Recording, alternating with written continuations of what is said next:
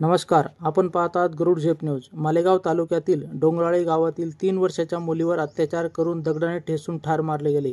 ही घटना मानवतेला काळिमा फासणारी आणि मन सुन्न करणारी आहे।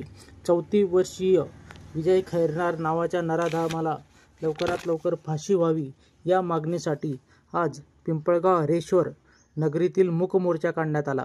या घटनेचा निषेध करीत पोलीस प्रशासनाला या संदर्भात निवेदन देण्यात आले। हा मूक मोर्चा समर्थ गोविंद महाराज मंदिर पासून सुरू होऊन संपूर्ण गावातून पोलीस स्टेशन येथे सभेत रूपांतर करण्यात आले आणि पोलीस स्टेशनच्या API मॅडम यांना निवेदन देऊन या घटनेचा निषेध करण्यात आला। यावेळी उपस्थितांनी संताप व्यक्त करीत आपल्या प्रतिक्रिया नोंदवल्या।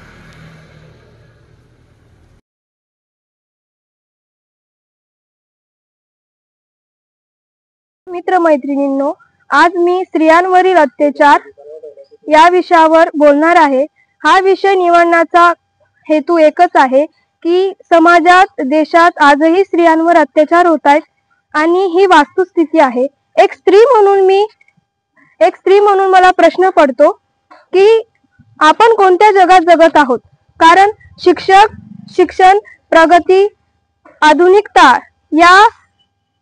यांचे आपण गप्पा करतो, तरी सुद्धा स्त्रियांवर अत्याचार होत आहे। आजकालच्या सोशल मीडियावर स्त्रियांना बदनाम केले जाते, त्यांच्यावर अत्याचार होत आहेत, त्यांना ट्रोल केलं जातं। अशा स्थितीत सुद्धा कुणीही यांच्यावर प्रतिक्रिया करत नाही। मग मला सांगा की कोणतीही गोष्ट ही मर्यादित केली जाते। युद्धाचा सुद्धा शेवट होतो। मग माझ्या मनात असा विचार येतो की स्त्रियांवरील अत्याचार कधी संपतील, त्यांना कधी समान हक्क मिळतील। कारण स्त्रिया सुद्धा माणूसच आहे आणि त्यांना सुद्धा सन्मानाने जगण्याचा अधिकार मिळायला हवा। कारण संविधानाने असं लिहिलेलं आहे, तरी सुद्धा त्यांच्यावर अत्याचार होतो। परंतु मला खात्री आहे की आपण सर्वांनी मिळून प्रयत्न केले तर नक्कीच देशामध्ये स्त्रिया सुरक्षित आणि सन्मानाने वावरतील। धन्यवाद। आपल्याला सगळ्यांना माहिती आहे, पण हा जो पूर्ण मोर्चा आहे या मोर्चाचा समाजावर काय परिणाम होतोय आणि आता ही जी घटना झाली त्याचा समाजावर काय परिणाम होतोय हे आपण आपल्या डोळ्याने पाहतोय, पण या डोळ्यांना दुर्लक्ष होतंय। का दुर्लक्ष होतंय? ह्या घटना घडताय याला समाज दुर्लक्ष का करतोय? जेव्हापर्यंत स्वतःच्या मुलीवर काही घटना घडत नाही त्यापर्यंत समाज आपण स्वतः आवाज उठवत नाही। ज्यापर्यंत स्वतःबद्दल काही स्वतःच्या परिवारावर हा संकट येत नाही त्यापर्यंत आपण आवाज उठवत नाही। आता ही घटना झाली, या घटनेमुळे काय झालं, शेवटी आंदोलन झाले, मोर्चा होत आहे, पण काय होतंय, शेवटी मोर्चा केला जातोय आणि परत 2 महिन्यांनी तीच गोष्ट परत होते, तीच घटना परत घडताय। पण या घटनांमुळे परत समाज एकच करतोय, म्हणजे या कानाने ऐकतोय आणि या कानाने सोडून देतोय। हे काय चाललंय नेमका? आता यामुळे ही घटना झाली, त्यामुळे मुलींवर काय परिणाम होतोय? तर हा परिणाम होतोय की मुलींच्या आई वडिलांच्या मनात एक प्रकारची भीती बनते आणि मुलींच्या आई वडिलांनंतर जाऊ द्या, मुलींच्या मनात एक प्रकारची भीती वाटते की आपण कुठे बाहेर गेलो आणि आपल्यासोबत कधी ही घटना झाली तर आपलं काय होईल, आपल्या आई वडिलांचं नाव खराब होईल। याच्यामुळे मुलींच्या मनात एक वेगळ्या प्रकारची भीती निर्माण होते। तर एक प्रकारे समाजानं हा सुद्धा निर्णय घेतला पाहिजे की जेव्हा आपण सांगतो की मुली व मुलं एक समानता मुली व मुले दोघी समान आहेत, पण जेव्हा ही वागणुकीची बाब येते तेव्हा मुलींना समानता दिली जात नाही। का दिली जात नाही? जेव्हा आता ही घटना झाली आहे, आता आमचे आई वडील आम्हाला सांगितलं, आता प्रत्येकाच्या आई वडील मुलींना हे सांगितलं जात आहे की मुली तुम्ही बाहेर जाताय तर चेहऱ्यावर रुमाल बांधून जा, अंगावर ओढणी घेत जा। पण हीच गोष्ट कधी मुलांसोबत केली गेली की भावा कुठे बाहेर जातोय तर आपल्यामुळे कोणाला त्रास व्हायला नको, ही गोष्ट कधी त्यांच्या मनात फिट केली तर परत अशी घटना मला घडताना दिसणार नाही असं मला वाटतं। आणि शेवटी पुढे काय होतं की आपण एका कानाने जेव्हा ऐकतो आणि दुसऱ्या कानाने सोडलं जातं तर ही घटना परत घडत जाते। पण जेव्हा आपण एका कानाने ऐकतो ती गोष्ट जेव्हा आपल्या डोक्यात बसते तेव्हा त्या घटनावर काहीतरी ऍक्शन घेतलं जातं आणि या ऍक्शन घेतल्यामुळे कधी कधी कोणाला न्याय मिळतं। पण जेव्हा आपण कधी या कानाने ऐकतो, या कानाने सोडलं जातं, तेव्हा त्या मुलीला शेवटी न्याय मिळत नाही। शेवटी मोर्चा केला जातो, आंदोलन केलं जातो, पण मिळतंय का न्याय? नाही मिळत आहे। पण शेवटी जर आपण काहीतरी ऍक्शन घेतलं, काहीतरी आपण कृती केली, आपल्या कृतींमुळे काहीतरी झालं की त्या मुलीसोबत काय पूर्ण अशा होणार नाही। तर आपल्याला मला वाटतं की समाज एक प्रकारे सुधरेल आणि पुढच्या वेळेस अशी घटना होणार नाही.